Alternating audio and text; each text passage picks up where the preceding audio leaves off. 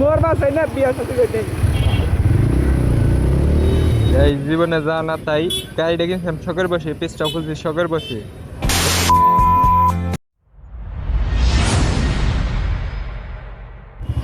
Guys, আমার লাইভে সর্ববেস্ট game দেখবেন আপনারা।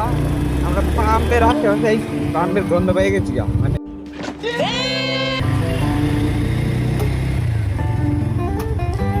ওই মামা, পাম্প কোনে পাম্প এই আরে জাম জাম না আমি সারাই দিই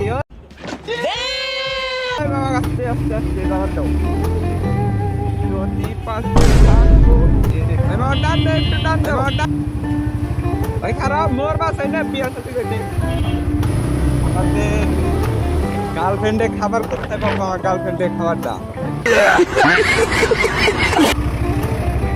চল নাই কবে আবো বড় ভাই, ওটা দিয়ে আমার গাড়ি চলবো না। এই জীবনে যা না তাই গাড়িটা কিনছিলাম শখের বসে, পেজটা খুলছি শখের বসে। কিন্তু বাইক তো বাইর থেকে জোর জুলুম করে কিনলাম, জোর জুলুম করে টেকাও নিলাম ভাই। টেকাও আছে কিন্তু মাগার পাম্পে তেল নাই, কি করবো? টেকা দিয়ে লাভ কি এখন কোন? এই দেখেন এনে তো ট্যাঙ্কিটা খালি হয়ে রয়েছে। এটা আর এখন কোনো মূল্য আছে যদি এটা দিয়ে বাইক না চালাহারি? মানে আমরা ফুল ট্যাঙ্কি করে দিয়ে দিতে তেল আছে কিন্তু ওরা দিতেছে না। আবার বাপ সাপ দেখলে কি যে মনে হয় আর তেল নিয়ে আবার জান্নাতে যাবো না। মানে ভাই এটা খুবই দুঃখজনক। শখের বসে করলাম, শখের বসে নিয়ে এলাম, তার বন্ধ হয়ে গেল। আর উপায় কি হবো? বাড়িতেই যাম কেন না? এই বরাবর ঠিক বাড়ি এলো 11 কিলোর মতো। এখন আমি ভাই হতাশ, এই রাস্তা হতাশ, আমার গাড়ি হতাশ। আমার গার্লফ্রেন্ডরা খালি কইতাছে যে তুই আমার হুদায় নিলি, তুই আমার খাবার দেখতাম, মানে যত যা আছে সব আমার গাড়ি এখন বদনাম করে হতাশ মালিকের নামে।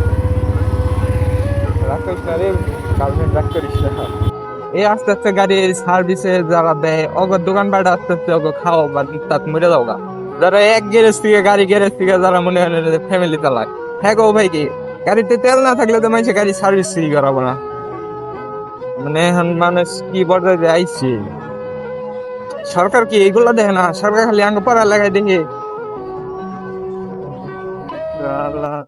যারা এই গাড়ি দিয়ে যারা ডেলিভারি দেয়, হ্যাঁ গো ভাই, কি যারা এই যে ডেলিভারির জন্য নতুন নতুন এই বাইক গুলা নিতেছে, হ্যাঁ নতুন গাড়িতে ফোল্ডিং করে দেওয়ার লাগে, কারণ সবকিছু নতুন বেশি কিছু দেওয়ার লাগে। যেমন নতুন একটা ফোন কিনলে অনেকক্ষণ চার্জ দিয়ে রাখার লাগে, মানে ফুল করে তারপরে দিয়ে রাখার লাগে।